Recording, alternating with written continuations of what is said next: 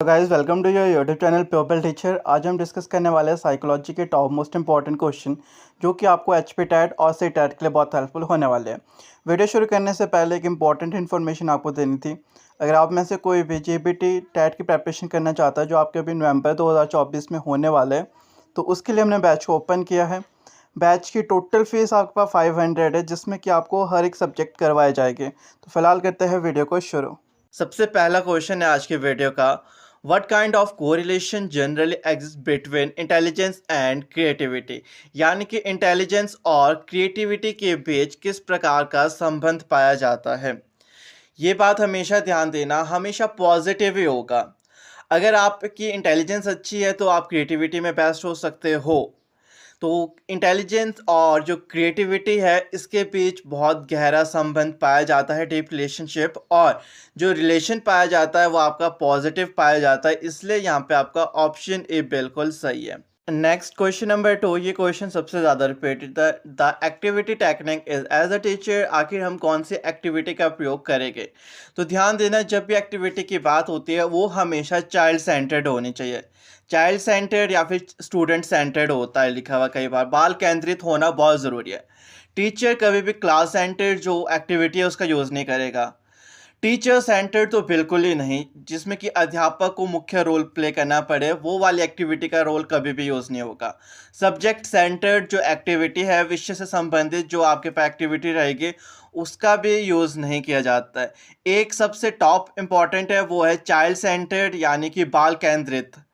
हर एक टीचर से ये क्वेश्चन पूछा जाता है हर एक टीचिंग एग्जाम में कि आखिर कौन सी एक्टिविटी का यूज़ किया जाएगा एज अ टीचर। तो हम हमेशा यहाँ पर बाल केंद्रित ही यूज़ करेंगे, चाइल्ड सेंटर्ड। तो यहाँ पे आपका ऑप्शन डी बिल्कुल सही है। नेक्स्ट क्वेश्चन हमारे पास, what does O stand for in Woodworth SOR model. तो इस क्वेश्चन में आपके बहुत सारे जो डाउट्स हो गए वो क्लियर हो जाएंगे। आपके पास जो एसओआर मॉडल है, सबसे मेन बात इसके जो प्रतिपादक है आखिर ये किसने दिया है वो यहाँ पे क्लियर हो गया, वुडवर्थ। बाय चांस आपसे क्वेश्चन पूछ दिया जाता है कि एसओआर मॉडल के जनक कौन है, किसके द्वारा दिया गया है, तो वो आपके वुडवर्थ है। दूसरी बात, यहाँ पे एस की डेफिनेशन भी क्लियर हो जाएगी, ओ का क्या है, आर का क्या है, वो सब भी क्लियर हो जाएगा एक ही साथ में। एस का मतलब होता है स्टिमुलस यानी कि उद्दीपन। ओ का मतलब यहाँ पे होता है ऑर्गेनिज्म। आर का मतलब यहाँ पे है रिस्पॉन्स यानी कि अनुक्रिया। तो यहाँ पे इनकी तीनों की जो स्टैंड किया करते हैं, इनकी फुल फॉर्म क्या है वो भी क्लियर होगी, और इसके जो जनक कौन है वो भी माने गए। तो यहाँ पे आपका ऑप्शन भी बिल्कुल सही है। जो ओ की डेफिनेशन होती है वो आपके पास ऑर्गेनिज्म होती है, आर का रिस्पॉन्स, और जो एस है उसका मतलब आपके पास स्टिमुलस होता है। और एसओआर मॉडल कभी भी पूछा जाता है किसने दिया है, तो आपके पास आंसर होगा वुडवर्थ। नेक्स्ट क्वेश्चन है हमारे पास, डेवलपमेंट इज अ प्रोसेस। आपके पास जो डेवलपमेंट है, जो विकास है, आखिर वो किस प्रकार की प्रक्रिया है। Development is a continuous process.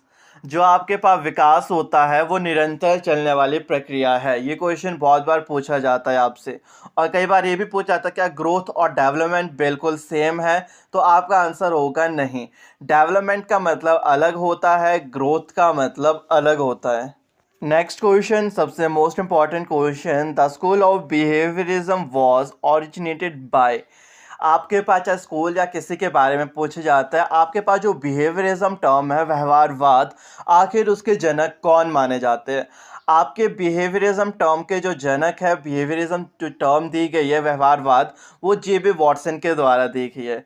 यानी कि इस क्वेश्चन का जो सही ऑप्शन है आपका, वो ऑप्शन नंबर ए है, जे.बी. वॉटसन।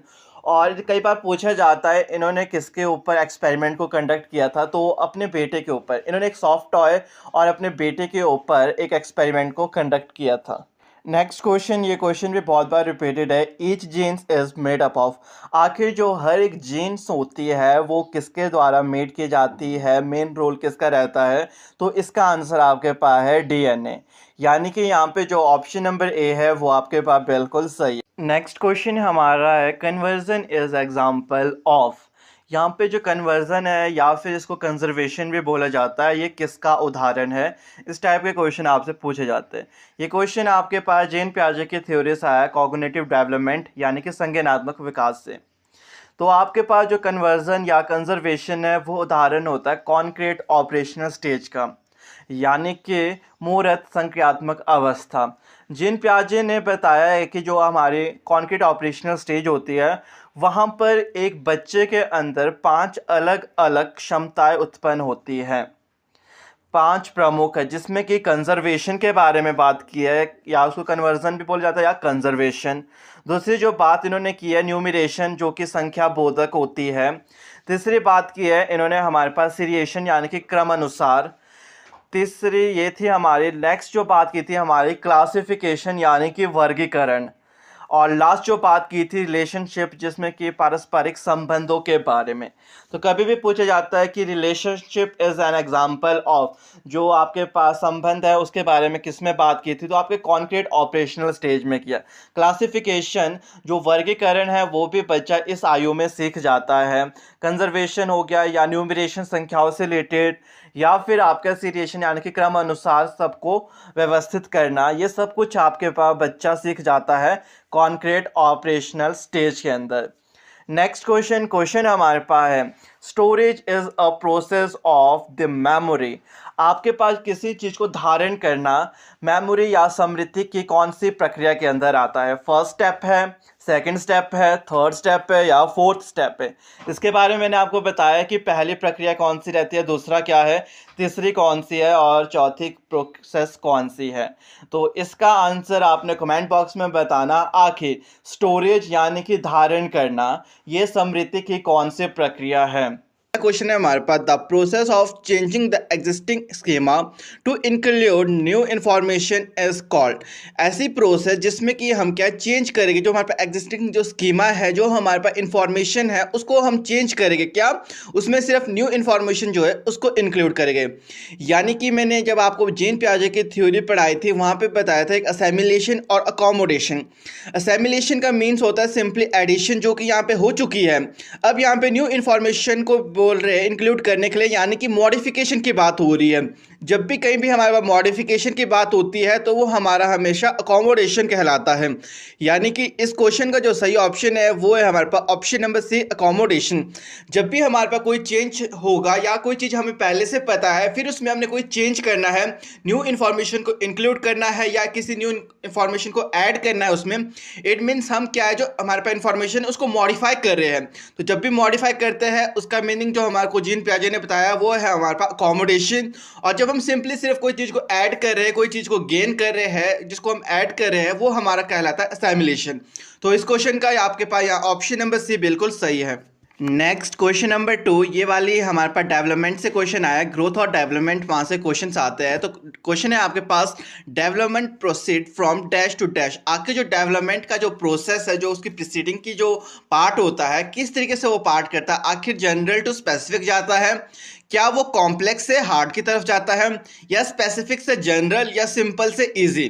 देखो सिंपल से इजी नहीं जाता है, स्पेसिफिक से जनरल भी नहीं जाता है, बल्कि जब आपकी डेवलपमेंट होती है जो उस पैटर्न फॉलो करती है वो जनरल से लेकर स्पेसिफिक की तरफ जाती है। इट मीन जो यहाँ पे आपका ऑप्शन नंबर ए है वो बिल्कुल सही है, development proceed from general to specific. Next question है आपके पास, अकॉर्डिंग टू पियाजे a child between 2 to 7 year is the stage of cognitive development. It means जो आपका क्वेश्चन नंबर 3 है ये आपसे पूछा गया है अकॉर्डिंग टू पियाजे। आपको पता है जीन पियाजे की एक थ्योरी है जो कि आपके कॉग्निटिव डेवलपमेंट के ऊपर है, जिसमें कि इंटेलिजेंस के बारे में बताया गया है।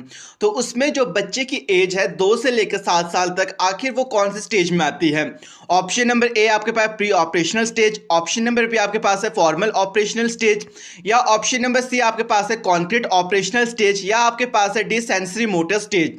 तो क्वेश्चन नंबर 3 का जो सही आंसर है वो आपने कमेंट बॉक्स में बताना। आखिर वो कौन सी स्टेज है जो कि 2 से लेकर 7 के बीच हमारे पास आती है। नेक्स्ट क्वेश्चन सबसे मोस्ट इंपॉर्टेंट क्वेश्चन है आपका। तो क्वेश्चन नंबर 4 है आपके पास, creativity is thought to be related to the concept of. आखिर जो क्रिएटिविटी जो थॉट है, आखिर जो क्रिएटिविटी को करने के लिए हमारे पास थॉट्स की ज़रूरत पड़ती है, वो किस कॉन्सेप्ट से रिलेटेड होने चाहिए? जो आपके थॉट है किस टाइप के होने चाहिए? तो वो हमेशा आपके पास डाइवर्जेंट होने चाहिए। इट मीन जो आपका ऑप्शन नंबर सी है वो बिल्कुल सही है, डाइवर्जेंट इंटेलिजेंस। जब भी क्रिएटिविटी की बात आती है तो क्रिएटिविटी के लिए हमेशा एक पर्सन की जो थिंकिंग होनी चाहिए वो हमेशा डाइवर्जेंट होनी चाहिए। तो इस क्वेश्चन को आपने याद रखना, सबसे मोस्ट इंपॉर्टेंट क्वेश्चन है और बहुत बार आपसे पूछा गया है ये वाला क्वेश्चन। नेक्स्ट क्वेश्चन, ये वाला क्वेश्चन भी आपका बहुत मोस्ट इंपॉर्टेंट है। तो क्वेश्चन है आपके पास, dash is the philosophy that all children have a right to get equal education in regular school system. तो आपको पता है कि आपके जो बच्चे हैं सबको क्या है, इक्वल राइट्स है एजुकेशन से रिलेटेड। और हमेशा हर एक स्कूल में की बात हो रही है, रेगुलर जो आपका स्कूल सिस्टम है वहाँ पे सब बच्चे पढ़ सकते हैं, विशिष्ट भी पढ़ सकते हैं, वहाँ पे सामान्य बालक भी पढ़ सकते हैं, गिफ्टेड स्टूडेंट है वो भी पढ़ सकते हैं, और डिसेबल्ड स्टूडेंट है वो भी एक साथ पढ़ेंगे। आखिर वो किसके अंडर आता है, तो वो हमारा हमेशा जो इंक्लूसिव एजुकेशन है उसके अंडर आता है। आपने पढ़ा होगा इंक्लूसिव जो एजुकेशन है, ये वाला टॉपिक आपका मोस्ट इंपॉर्टेंट है। तो इसके अंदर ये है कि हमने क्या, समान हो गए, विशिष्ट बालक हो गए, आपके डेलिकेंट बालक हो गए, जैसे भी जितने भी टाइप्स के स्टूडेंट्स आते हैं, जितने भी पर्सन की डिसेबिलिटीज आती है, सारे पर्सन को हमने एक ही स्कूल में पढ़ना है, उनको अलग अलग स्कूल में नहीं पढ़ाना है। तो ये बात हमारे को इंक्लूसिव एजुकेशन के अंदर कही गई है। तो यहाँ पे आपका जो ऑप्शन नंबर डी है वो बिल्कुल सही है। Inclusive education is the philosophy that all children have a right to get equal education in regular school system. जैसे रेगुलर स्कूल सिस्टम चला है आपका, जिस भी स्कूल में डालो आप डाल सकते हो, आप वहाँ पे मना नहीं कर। बाकी जेबीटी टेट का बैच हमारे पास स्टार्ट है, अगर कोई भी चाहता है ज्वाइन करना तो कर सकता है। 19 अगस्त से हम ऑनलाइन क्लासेस को स्टार्ट कर लेंगे, और क्लासेस टाइमिंग हमारे 5 PM के बाद ही रहती है, यानी कि इवनिंग सेक्शन में। तब तक ज़्यादातर सारे फ्री होते हैं। बाकी व्हाट्सएप नंबर स्क्रीन पे आप मुझे टेक्स्ट कर देना अगर आपने ज्वाइनिंग करनी है। क्वेश्चन आपका बहुत इंपॉर्टेंट क्वेश्चन है। तो क्वेश्चन है आपके पास, who started, inverted comma start हो गया, आपकी जो स्पेस थी वो शुरू हो गई, learning is the process of development. आखिर ये किसने कहा था या किसके द्वारा बोला गया था कि learning is the process of development. जो अधिगम है वो क्या है, आपके विकास की एक प्रक्रिया है। तो इस तरीके के क्वेश्चन आपसे बहुत बार पूछे जाते हैं टैट में कि आखिर प्रपाउंडर कौन थे, प्रतिपादक कौन थे, आखिर किसने कौन सी थ्योरी दी है, ये बात किसने कही है। ऐसे क्वेश्चन आपसे बहुत अधिक पूछे जाते हैं, और इन क्वेश्चन को आपने नोट डाउन करना है, क्योंकि इसी तरीके के क्वेश्चन ज़्यादातर रिपीटेड होता है। तो क्वेश्चन भी आपका मोस्ट इंपॉर्टेंट है। तो यहाँ पे जो आपका ऑप्शन नंबर ए है वो बिल्कुल सही है, वुडवर्थ। ये वुडवर्थ ने कहा था learning is the process of development. और कभी अगर आपके पास कोई भी डेफिनेशन आती है तो आपने डेफिनेशन को नोट डाउन करते रहना, क्योंकि इस तरीके के क्वेश्चन आपसे पूछे जाते हैं। नेक्स्ट क्वेश्चन आपके पास देखो, इंटेलिजेंस की जो गार्डनर की थ्योरी है वहाँ से आया हुआ है, और यहाँ से आपके पास डेफिनेटली क्वेश्चन पूछा जाता है कि आखिर मल्टी इंटेलिजेंस जो थ्योरी है गार्डनर की, उससे रिलेटेड क्वेश्चन आते हैं आपके पास। तो क्वेश्चन है आपके पास, which of the following is not a type of intelligence as proposed by Gardner. आखिर जो आपके पास यहाँ पे टाइप्स बताए गए, इनमें से कौन सी ऐसी इंटेलिजेंस है जो कि टाइप गार्डनर ने नहीं बताया था। तो अगर हम यहाँ पे बात करते हैं म्यूजिकल इंटेलिजेंस, जिसके बारे में हमारे को हार्वर्ड गार्डनर ने बताया था कि एक पर्सन के अंदर जो म्यूजिकल इंटेलिजेंस होती है वो होती है। और आपके पास लिंग्विस्टिक जो इंटेलिजेंस है ये भी होती है। ऐसे पर्सन जो कि बातचीत करने में या जैसे डिस्कशन में बहुत तेज़ होते हैं, उनको हम, उनके अंदर क्या है, जो आपकी लिंग्विस्टिक इंटेलिजेंस है वो ज़्यादा होती है। ऑप्शन जो डी है वो आपको लॉजिकल मैथमेटिकल इंटेलिजेंस, ये भी होती है मैथमेटिकल इंटेलिजेंस। बट जो आपके ऑप्शन नंबर सी है यहाँ पे क्रिएटिविटी इंटेलिजेंस, इसके बारे में हमारे पास हार्वर्ड गार्डनर ने नहीं बताया था। और हमसे क्वेश्चन यहाँ ये पूछे गए थे कि आखिर कौन सी टाइप नहीं बताई गई थी। तो यहाँ पे आपका ऑप्शन नंबर सी बिल्कुल सही है। जो क्रिएटिविटी इंटेलिजेंस है ये हमें गार्डनर ने नहीं बताई थी, बाकी जो ये तीनों टाइप्स है इनके बारे में गार्डनर ने बताया था। और अगर हम बात करें गार्डनर ने कितनी टाइप्स बताई थी, तो हमारे पास 8 टाइप की इंटेलिजेंस बताई थी। नेक्स्ट क्वेश्चन, ये वाला क्वेश्चन भी इंपॉर्टेंट है, मोटिवेशन वाला टॉपिक, इसके बारे में भी हमने बात की थी। आपको पता है मोटिवेशन दो प्रकार की होती है, एक इंटरनल होती है और एक एक्सटर्नल होती है। तो क्वेश्चन यहाँ पे पूछा गया है, विच of the following is not an example of acquired motive. यहाँ पे जो एक्सटर्नल मोटिव है उसकी बात हो रही है, यानी कि जो एक्सटर्नल मोटिव होती है उनको क्या है, हम एक्वायर्ड कर सकते हैं, बट जो इंटरनली होती है वो हमारे अंदर पहले से होती है और सबके अंदर होती है। अगर हम सोने की बात करते हैं तो स्लीपिंग भी आ सकता है इसमें, और लव हो गया, फियर हो गया, ये सब क्या है हमारे आ सकते हैं इसके अंदर। बट अगर हम एक्वायर्ड मोटिव्स की बात करें, और इसमें पूछे गए आखिर ऐसा कौन सा एग्जाम्पल है जो एक्वायर्ड मोटिव के अंदर नहीं आता है।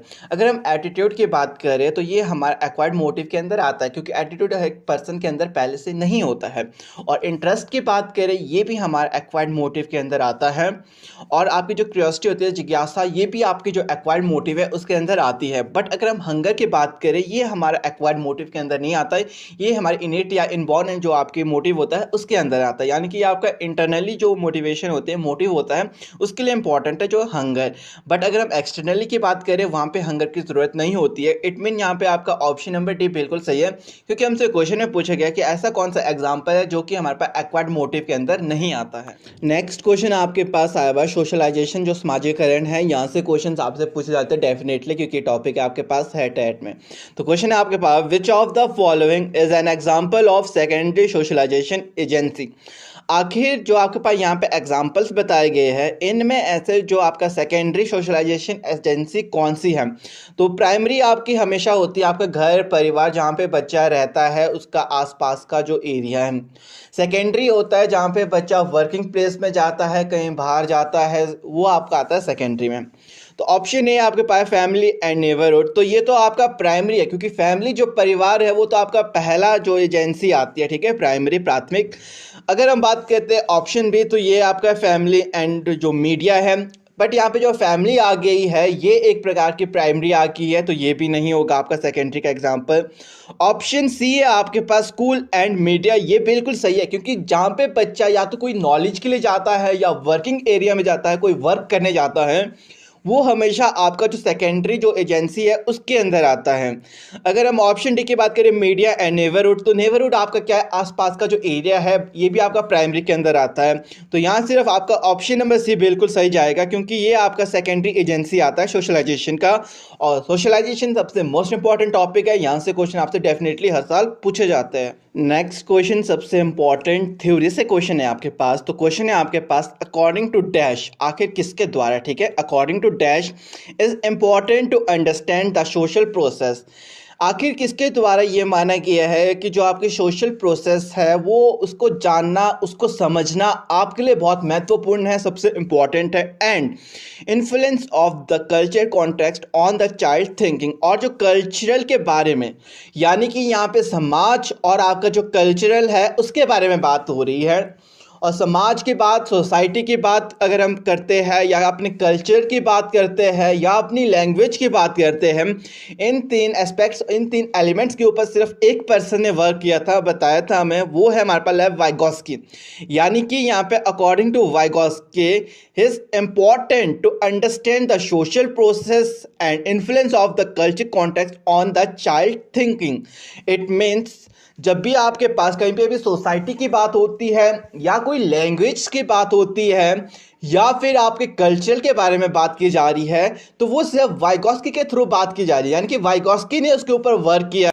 तो यहाँ पे आपका ऑप्शन जो सी है वो बिल्कुल सही है, और ये वाला क्वेश्चन बहुत इंपॉर्टेंट है, और वाइगोस्की के कॉन्सेप्ट से हमेशा क्वेश्चन आपसे पूछे जाते हैं। नेक्स्ट जो क्वेश्चन है आपका, ये आपके पास जीन पियाजे की जो थ्योरी है उस कॉन्सेप्ट से क्वेश्चन पूछा गया है। तो जीन पियाजे जो है वहाँ से इंपॉर्टेंट क्वेश्चन आते हैं, और इन्होंने हमारे पास कॉग्निटिव डेवलपमेंट और इंटेलिजेंस के ऊपर बात की थी, ठीक है।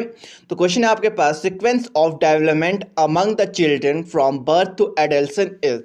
तो यहाँ पे आपने एक सीक्वेंस बताना है, यानी कि एक पैटर्न बताया गया है, आखिर बर्थ से लेकर एडल्सन तक जो बच्चा है किस किस तरीके से सीखता है। क्या वो पहले एब्स्ट्रैक्ट चीज़ों के बारे में सीखता है, फिर सेंसरी के बारे में, फिर कॉन्क्रीट के बारे में। ऑप्शन नंबर ए ये बता रहा है। ऑप्शन भी आपको बता रहा है सबसे पहले बच्चा सेंसरीज के थ्रू सीखता है, फिर उसको कॉन्क्रीट के बारे में पता चलता है, फिर जाके वो एब्स्ट्रैक्ट जो नॉलेज है उसके बारे में पता करता है। नेक्स्ट जो ऑप्शन सी है वो आपके पास सबसे पहले कॉन्क्रीट, फिर आपके पास एब्स्ट्रैक्ट, और लास्ट में बता रहे हैं सेंसेस के थ्रू सीखता है। नेक्स्ट ऑप्शन डी आपके पास पहले एब्स्ट्रैक्ट, फिर कॉन्क्रीट, फिर सेंसरी। तो क्वेश्चन नंबर जो 14 है, आखिर इसका सही ऑप्शन कौन सा है, ऑप्शन ए या ऑप्शन बी या ऑप्शन सी या ऑप्शन डी, ये आपने कमेंट बॉक्स में बताना। आखिर क्वेश्चन नंबर 14 का सही ऑप्शन कौन सा है आपका, कि यहाँ पे कौन सा सीक्वेंस सबसे बेस्ट बैठ